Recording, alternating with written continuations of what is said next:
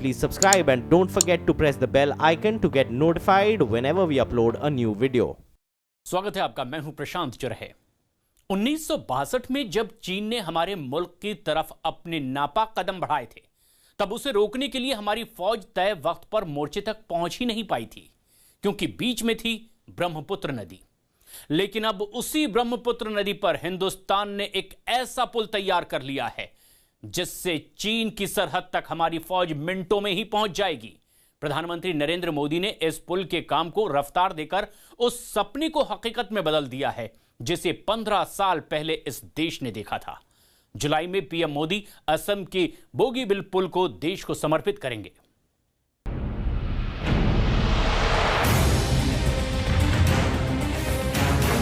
अब चीन की हर चाल का भारत से मिलेगा तगड़ा जवाब।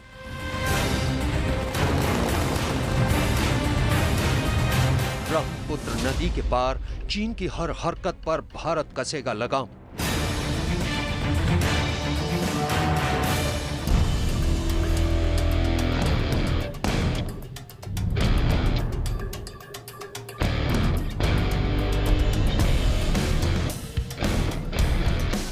क्योंकि हिंदुस्तान ने तैयार कर लिया है वो पुल जिसने चीन की सीमा तक भारतीय फौज की पहुंच को बना दिया है आसान।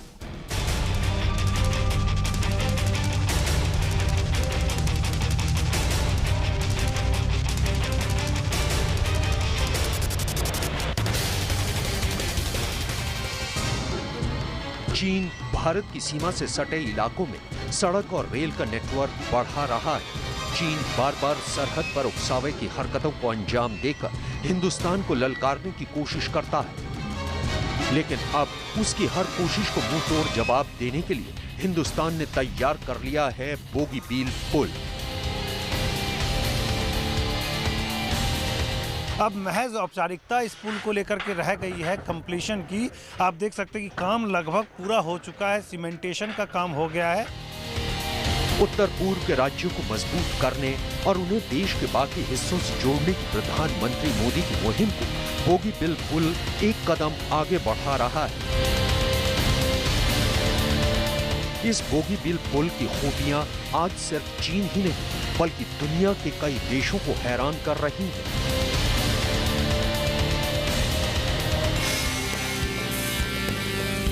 आखिर क्या है इस पुल की खासियत और कैसे इस पुल को बनाकर हिंदुस्तान ने चीन को टक्कर दी? ये जानने के लिए न्यूज 18 इंडिया की टीम ने उत्तर पूर्व के कई इलाकों का दौरा किया और इस सिलसिले में हम पहुंचे असम के डिब्रूगढ़ जिले में।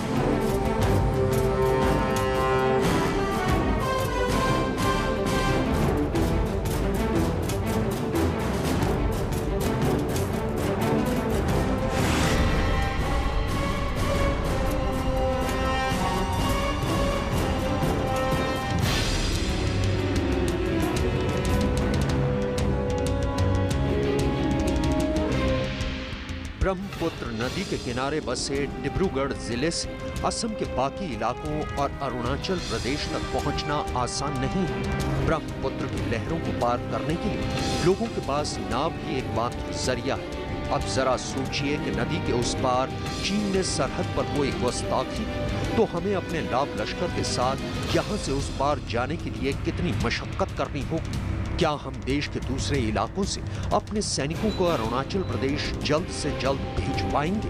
ये सवाल कई सालों से हिंदुस्तानी फौज को परेशान कर रहे थे, लेकिन अब हर सवाल का जवाब बनकर सामने आया है बोगीबील पुल। ब्रह्मपुत्र के बाहुबली का दृश्य देखने के लिए हमारा सफर यहाँ से शुरू होता है।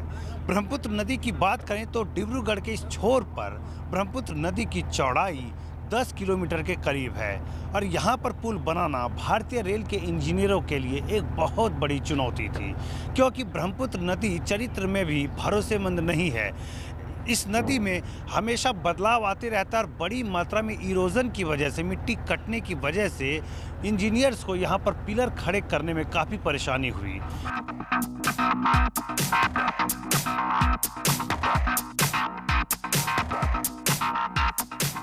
बोगीबिल ब्रिज को ब्रह्मपुत्र का बाहुबली कहा जा रहा है और इसकी वजह भी साफ है, क्योंकि इसे बनाकर भारतीय इंजीनियरों ने तकनीक और हुनर का नायाब नमूना पेश कर दिया है।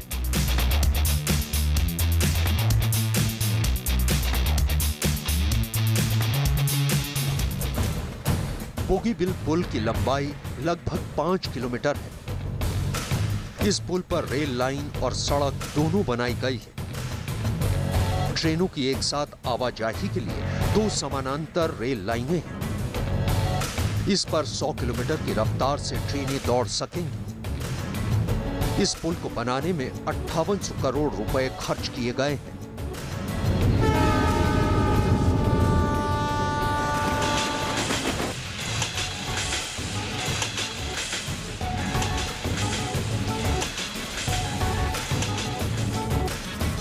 इस पुल को बनाने में इंजीनियरों के सामने सबसे बड़ी चुनौती ये थी कि असम के बोगीबिल में ब्रह्मपुत्र नदी की चौड़ाई 10 किलोमीटर से भी ज्यादा है। इसके अलावा मुश्किल ये भी थी कि ब्रह्मपुत्र नदी के रास्ते में बदलाव होता रहता है। लिहाजा सबसे पहले इंजीनियरों ने यहाँ सीमेंट के बड़े बड़े ढांचे खड़े किए और इस नायाब तकनीक से नदी की चौड़ाई को 5 किलोमीटर में बदल दिया। यहाँ पे नदी का चौड़ाई 10.3 है। 10 किलोमीटर से ज्यादा है।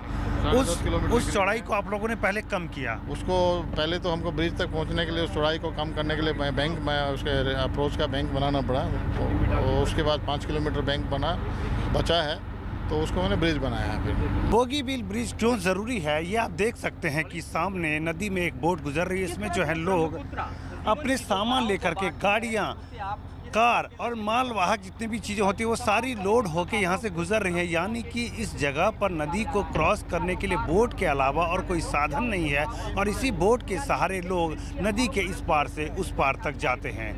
बहुत ही महत्वपूर्ण ब्रिज है बोगीबिल, इसलिए भारत सरकार इसे जल्द से जल्द पूरा करना चाहती है। बोगीबिल पुल को बनाने के लिए इस विशाल नदी की धारा के बीच इंजीनियरों ने 42 कुएं बनाए और उन कुओं में वो मजबूत खंभे खड़े किए गए जिन पर हिंदुस्तान की शान बनकर खड़ा है बोगीबिल पुल। यहाँ पे हमको 1-2 जगह डाइवर्ट करना पड़ा, कुछ जगह हमको टेम्पररी आइलैंड बनाना पड़ा, उसके ऊपर में मिट्टी भर के उसको कॉफर डैम टाइप करके फिलअप करके। कुछ जगह जहाँ पे पानी को डाइवर्ट करना पॉसिबल नहीं था वहाँ फ्लोटिंग टाइप का केसन बनाते हैं नदी में। अब हम ब्रह्मपुत्र नदी के दूसरे छोर की ओर पहुँच रहे हैं और यहाँ तक पहुँचने में हमें करीब 1 घंटे का वक्त लगा है। कुछ और समय लगेगा तब हम दूसरे एंड पे पहुंच जाएंगे। यानी आप समझ सकते हैं कि महज 5 से 6 किलोमीटर की दूरी तय करने में बोट से घंटे भर से ज़्यादा का समय लग जाता है। और ऐसे में अगर इस नदी पर रेल पुल बनकर तैयार हो गया और इस पर ट्रेनें चलने लगी तो ये दूरी कुछ मिनटों में तय होगी। बोगीबिल पुल को बनने में 15 साल से ज्यादा का वक्त लगा क्योंकि यहाँ मार्च से लेकर अक्टूबर तक बारिश होती रहती है। ऐसे में इतने महीनों तक काम पूरी तरह ठप पड़ जाता है। बाकी बचे महीनों में काम में तेजी लाकर जल्द से जल्द पुल खड़ा करने की कोशिश की गई। बोगीबिल पुल का काम 2002 में पूर्व प्रधानमंत्री अटल बिहारी वाजपेयी के कार्यकाल में शुरू हुआ था। 2007 में यूपीए सरकार ने इसे नेशनल प्रोजेक्ट घोषित कर इसकी अहमियत बढ़ाई। उसके बाद प्रधानमंत्री मोदी के आने के बाद इस काम ने रफ्तार पकड़ी और पुल के लिए फंड में कमी नहीं पड़ने दी गई। विभिन्न चुनौतियां समय समय पे रही हैं जो कि हमने पहले एंटिसिपेट की थी कि जैसे कि रिवर का बिहेवियर है अपने आप में यहाँ पे प्रेडिक्ट नहीं किया जा सकता। पहले कोई नहीं बोल सकता है नेक्स्ट ईयर में रिवर कहाँ आएगी। यहाँ का रिवर एवरी टाइम रिवर का चैनल लोकेशन बदल देते हैं।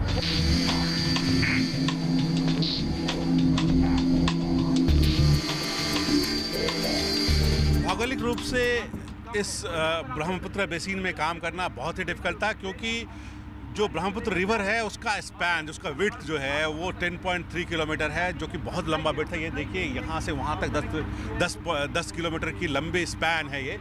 और इसमें ये पूरी तरह से भरा रहता है। साल के मैक्सिमम सही में 7 से 8 महीनों में पानी से भरा रहता है। इसमें काम करना मुश्किल होता है। लेकिन जो 4 या 5 महीने होते हैं जो डिफरेंट आइलैंड देख रहे हैं वो आइलैंड इसमें क्रॉप अप कर जाते हैं कम पानी की जगह से। उसके लिए उस पर बंद बनाया गया है और उसके बाद उस पर काम करना ये बहुत ही डिफिकल्ट काम है।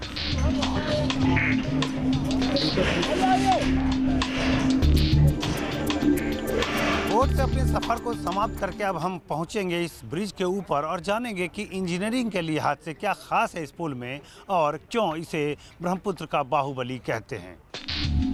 ये पुल दुनिया का दूसरा और भारत का सबसे लंबा रेल कम रोड ब्रिज है। बोगीबील ब्रिज के उत्तर की तरफ टंगनी और न्यू सीसीबार गांव रेलवे स्टेशन है और दक्षिण की तरफ खोवांग, धमाल गांव और डिब्रूगढ़ रेलवे स्टेशन है।